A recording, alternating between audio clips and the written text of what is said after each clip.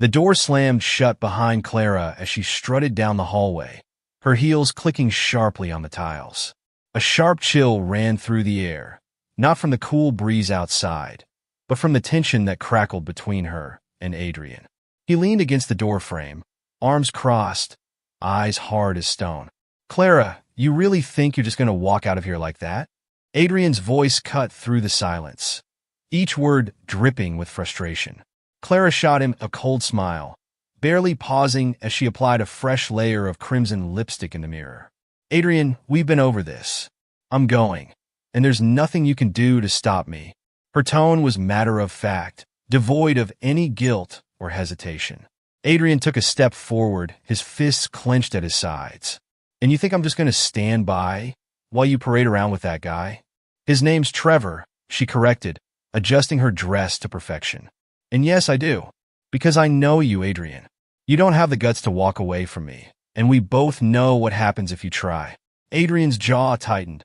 "You think I'm scared of you, Clara? You think I won't file those divorce papers?" Her laugh filled the room, icy and dismissive.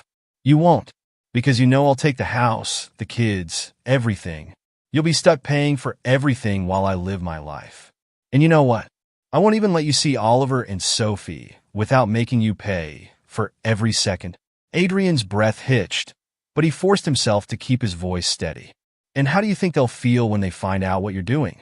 When they realize you're willing to blow up their lives for some fling?" Clara's expression didn't change. If anything, she looked bored. "Adrian, let's not play the morality game. You can try to guilt-trip me all you want, but I know how this ends. You'll accept it because you have no other choice. And when I get back tonight, we'll talk like adults about how this arrangement is going to work." She turned her back on him, but Adrian's voice stopped her in her tracks. "If you walk out that door, don't expect me to be here when you come back, Clara." She paused for a second, glancing back over her shoulder with a smirk. "Oh, Adrian, you'll be here. You're too weak to leave." With that, she walked out, leaving Adrian standing alone in the cold silence of the room. But as the door clicked shut, Adrian's eyes burned with something new, determination. He reached into his pocket, pulling out his phone, and dialed a number he never thought he'd use again. Adrian waited, phone pressed to his ear, each ring feeling like a countdown. Finally, a voice answered, gravelly and familiar. "Adrian? It's been a while." "Yeah, Gabe has. I need your help. And I'm not asking as a friend. I'm asking as someone who's out of options." Adrian's voice was low, each word laced with urgency. A pause lingered on the other end. Gabe was one of those people who rarely got involved unless there was something serious at stake. "What happened?" Adrian glanced around the empty living room, the quiet of the house suddenly suffocating. "Clara's tearing everything apart. She's got this new guy, Trevor. I don't care about him, but she's talking about taking the kids, using them as leverage. I need to protect them, Gabe. I can't let her destroy their lives just because she's lost her mind." Gabe's voice hardened. "You know what you're asking me to do, right? You remember what happened last time we got involved in something like this?" Adrian took a breath, steadying himself. Memories from years past flashed through his mind. Nights and places he'd rather forget. Men he'd rather not remember. "But this was different." "I know, but I'm not looking for anything illegal. Just help me keep an eye on things. I need to know what she's planning, who she's talking to." "You still have those contacts?" "Yeah, but this could get messy, real messy," Gabe replied, his tone cautious. "If Clara finds out, she won't. And even if she does, I don't care anymore. She crossed the line tonight, Gabe. I'm done playing it safe." Adrian's voice cracked with the weight of his frustration. He was tired of pretending everything was fine, tired of being walked over. And this time, he wasn't going to let it happen. Gabe sighed, then gave a resigned chuckle. "All right, Adrian, I'm in. I'll make a few calls, get a couple of the old crew together. But you'd better be sure about this, because once we start, there's no going back." Adrian's grip tightened around the phone. "Believe me, I'm ready." Meanwhile, Clara strode into the neon-lit lounge where Trevor waited, looking every bit the charmer in his leather jacket and casual grin. The music pulsed through the speakers, and the air was thick with the buzz of conversations and laughter. As soon as Trevor saw Clara, he gave her a confident nod and raised his glass. "Hey, beautiful. You actually made it," he teased, leaning in closer as she sat down beside him. "And here I thought you'd back out at the last minute." Clara flashed a coy smile, resting her hand on his arm. "Not a chance. I'm done with Adrian trying to control my life. I'm ready for a real man, someone who doesn't hold me back." Trevor smirked, but there was a glint of curiosity in his eyes. "Yeah, about that. You really think Adrian's gonna let this slide? Most guys would fight back if their wife started dating someone new while they're still under the same roof." Clara laughed, but there was an edge to it. "He's harmless. Trust me. He talks big, but he'll never do anything about it. He's just too predictable." Trevor raised an eyebrow, a hint of doubt creeping into his expression. "Still, you sure this is worth the trouble? It's not like you're rolling in cash without him." Clara leaned in, whispering against his ear, her lips curving into a smile. "That's why I got a plan. Just stick with me, and we'll be living the good life before you know it." Trevor couldn't resist her confidence, so he shrugged and clinked his glass against hers. But even as they shared a toast, he couldn't shake the feeling that Clara was underestimating her husband. Adrian might seem like he was all bark and no bite, but Trevor knew better than to ignore the instincts that had kept him out of trouble all these years. Back at the house, Adrian didn't waste any time.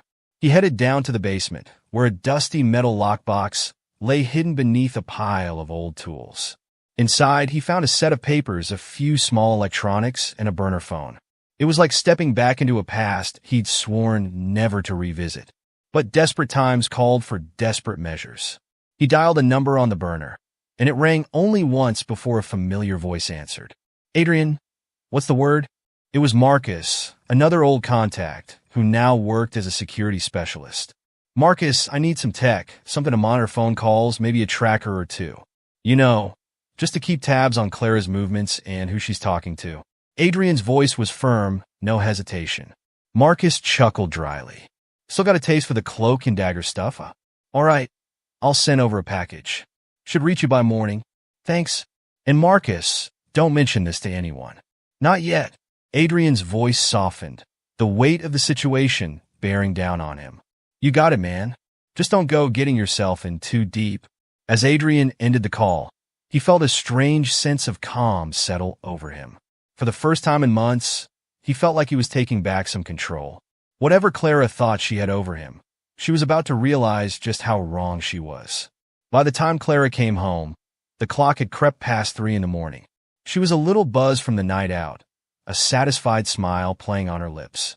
But the moment she stepped inside, she noticed something off. The living room lights were on, and Adrian was waiting, sitting calmly in the armchair like a shadow in the dim glow. "Well, look who finally decided to come home," he remarked, his voice almost too casual. Clara stopped, her smile faltering. "Adrian, don't start." "Oh, I'm not starting anything. Just making sure you know how this is going to play out." He stood, his eyes locked on hers. "You thought I'd roll over, but you're wrong, Clara.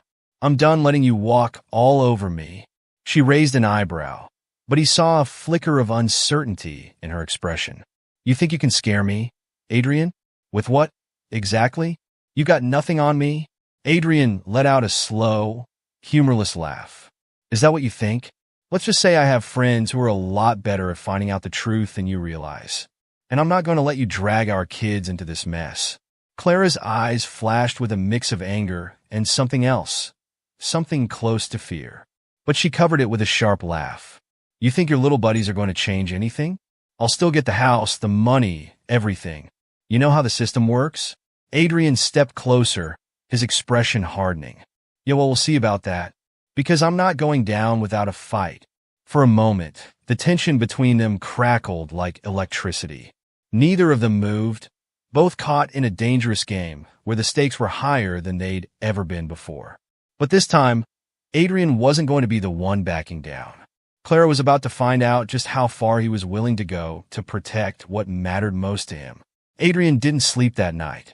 He spent the early hours combing through old contacts, setting up a secure communication network with Gabe and Marcus. By dawn, a small, nondescript package arrived at his doorstep. Inside, Adrian found a few compact devices, a pair of listening bugs, a tracker, and a drive loaded with software that Marcus had customized for his needs. He didn't waste a second.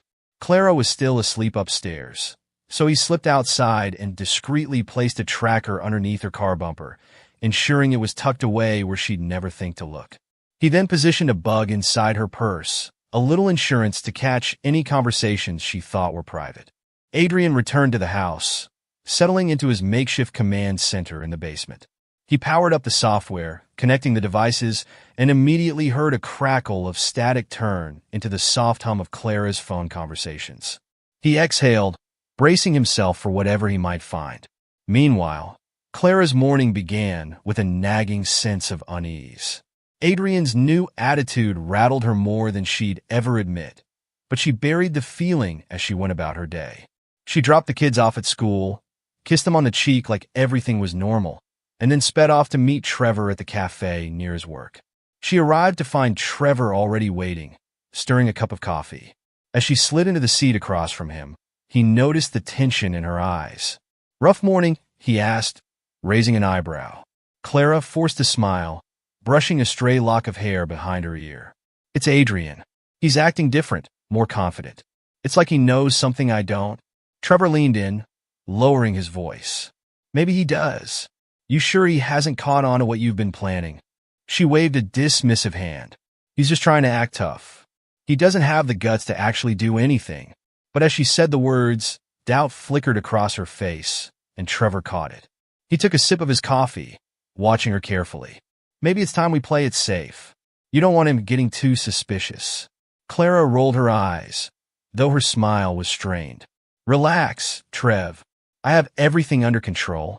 Back in the basement, Adrian listened, clenching his jaw as he heard every word. His mind raced with possibilities, but he forced himself to stay focused. If he made a move too soon, he'd risk tipping Clara off. So instead, he let them talk, soaking in every detail. He learned that Trevor was more than just a fling. He was a partner in Clara's scheme. They were discussing finances, ways to cut Adrian out of the picture completely. Adrian couldn't help but feel a surge of anger, but he swallowed it down, focusing on the long game. This time, Clara wasn't going to see him coming. The next evening, Adrian called Gabe, his voice tight with tension. "She's planning something big, Gabe. She's got this guy, Trevor, and they're plotting to bleed me dry. They're even looking into offshore accounts." Gabe let out a low whistle. "That's serious, Adrian. You need to counter this before she locks you out of everything." "I know. That's why I need your help with something more direct. We need to put the pressure on, make her think twice before she makes a move." Gabe hesitated. "What are you thinking?" Adrian glanced at the old map pinned to the basement wall, a relic from his past life that suddenly seemed all too relevant. "Remember that safe house outside of town? The one we used when things got too hot overseas?" "Yeah, I remember. You thinking of stashing the kids there?" Adrian nodded, even though Gabe couldn't see him. "Just for a few days until I could figure out the next step. I don't trust her, and I don't trust Trevor to keep his nose out of our business." Gabe was quiet for a moment. Then he spoke with a grim resolve. "All right, Adrian. I'll make the arrangements. But if you're going down this path, you better be ready for whatever comes next." Adrian's voice hardened. "I am, and I'm not letting Clara win." 2 days later, everything was in motion. Adrian picked up Oliver and Sophie from school early, telling the principal there had been a family emergency. He loaded them into his SUV, forcing a smile as he told them about a surprise adventure. They reached the safe house by nightfall, a secluded cabin nestled deep in the woods. The kids were excited, thinking it was some kind of vacation. Adrian played along, setting up a movie for them while he stepped outside to meet Gabe, who had arrived with a small team. Gabe crossed his arms, glancing at the cabin. "Nice setup. How long you planning to keep them here?" "Just until I've got enough leverage on Clara. I want her to feel what it's like to lose control," Adrian replied, his eyes hardening. "She thinks she can rip our lives apart, but I'm not going to give her that chance." Gabe nodded, but he looked uneasy. "You sure this is what you want, Adrian? This could get ugly real fast." Adrian took a deep breath, staring out into the darkness of the woods. "It's already ugly, Gabe. I'm just trying to survive it." Meanwhile, Clara sat in the kitchen, scrolling through her phone and growing more anxious by the second. It was nearly 10 p.m., and she hadn't heard from Adrian all day. The kids hadn't come home from school, and his car wasn't in the driveway. She tried calling his cell, but it went straight to voicemail. A sharp knot of fear twisted in her stomach. She picked up her phone again and called her mother, her voice edged with panic. "Mom, I think something's wrong. Adrian took the kids, and he's not answering my calls." Her mother's voice crackled on the other end, full of concern. "Clara, what do you mean he took the kids? Are you sure he's not just trying to scare you?" Clara gritted her teeth. "I don't know, but he's never done anything like this before. I don't know where he is, and I can't lose Oliver and Sophie. Not like this." Her mother hesitated, then offered gently, "You might need to involve the police, dear. If he's really taken them." Clara swallowed, her mind racing. She wasn't ready for that yet. Calling the police would mean losing control, and she couldn't afford that. Not when she still had a plan. "No," she replied quickly. "Not yet. I'll handle it. I just need to find out where he's hiding them." After ending the call, Clara grabbed her purse and headed for the door. But as she stepped outside, she didn't notice the shadow that slipped out of sight across the street. One of Gabe's men, keeping a close eye on her every move. That same night, back at the cabin, Adrian sat on the porch, phone in hand. He called Marcus, who answered on the second ring. "You get anything from that bug?" Adrian asked, his voice low. "Oh, I got plenty," Marcus replied with a dark chuckle. "Clara's losing her mind trying to find you. She's called that Trevor guy 3 times, and she's definitely thinking about going to the cops." Adrian nodded to himself, a grim satisfaction settling in. "Good. Keep monitoring. If she makes any moves, I need to know about it first." "You got it, but Adrian, be careful. You push too hard and she might just push back." Adrian's eyes glinted in the darkness. "Let her. This time, I'm ready for whatever she throws at me." The next day, Clara met Trevor at a dingy bar on the outskirts of town, her face tight with stress. She gripped his arm, her voice desperate. "Adrian's gone off the deep end, Trevor. He's taken the kids somewhere, and I can't find him. We have to get them back or everything we've planned is going to fall apart." Trevor frowned, pulling her into a secluded booth. "We can figure this out, but you need to stay calm. If you panic, you're going to make mistakes." Clara bit her lip, her eyes flashing with frustration. "We don't have time for calm. We have to find them before he does something drastic." But as she spoke, she noticed something, a small black dot on the edge of her purse, barely visible against the lining. Her heart skipped a beat, and she quickly turned her back to Trevor, pretending to dig through her bag. "What's wrong?" Trevor asked, sensing her change in demeanor. Clara forced a tight smile. "Nothing. I just need to use the restroom." She slipped away, her mind spinning. She locked herself in a stall, peeled the bug off her purse, and crushed it under her heel, a fierce determination hardening her features. "So, Adrian, you want to play dirty?" she muttered to herself. "Fine. Let's see how you handle it when I start playing back." Clara stormed out of the bar, her mind racing. She had underestimated Adrian, and now she was backed into a corner. But she wasn't about to give up. She called Trevor, ordering him to meet her at the house. They needed to plan their next steps, and fast. Trevor showed up an hour later, but the atmosphere was tense. Clara's anger was palpable, and Trevor was on edge, uncertain about how far things might go. They paced the living room, the lights dim, as Clara ranted about Adrian's sudden change. "We have to find him, Trevor. If he thinks he can hide the kids from me, he's dead wrong," she hissed, her nails digging into her palms. Trevor raised his hands, trying to keep the peace. Okay, let's not do anything reckless. Maybe we can dig into his finances, see if he's made any sudden withdrawals or rented a place. I know a guy who can help us track down his movements." Clara's eyes lit up with a flash of hope. "Do it. Whatever it takes. Just find them." At the cabin, Adrian's phone buzzed, an alert from Marcus. Clara had discovered the bug, but she wasn't giving up. Adrian gritted his teeth, knowing it was only a matter of time before she tried something drastic. He checked in on the kids, who were playing with some board games Gabe had brought. He forced a smile for them, then stepped outside to think.